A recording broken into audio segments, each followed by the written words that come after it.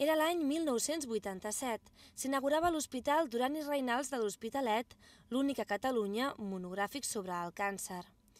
Es deixaven enrere més de 10 anys d'obres, durant els quals l'hospital es va abandonar per falta de diners. Aquest 2008, però, el centre ha donat un gir de 360 graus. S'ha renovat i netejat per dins i per fora i compta amb tecnologia única a l'Estat.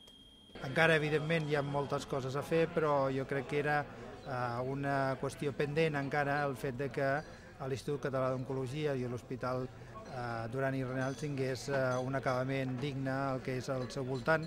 Probablement això no és la culminació, sinó que és el principi d'unes altres transformacions. Un exemple és aquesta màquina de radioteràpia que es guia per la imatge. El sistema és menys claustrofòbic per al pacient, que no s'ha d'introduir en cap aparell per rebre el tractament. A més, l'hospital també ha estrenat un laboratori. S'estudia l'elaboració de fàrmacs per prevenir les alteracions químiques que originen els tumors.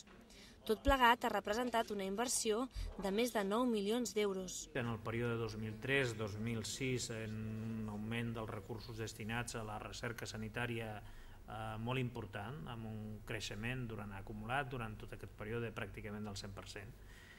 Ara la nostra voluntat és mantenir aquest creixement amb la convicció que la recerca és essencial per la innovació i per la millora del nostre sistema sanitari.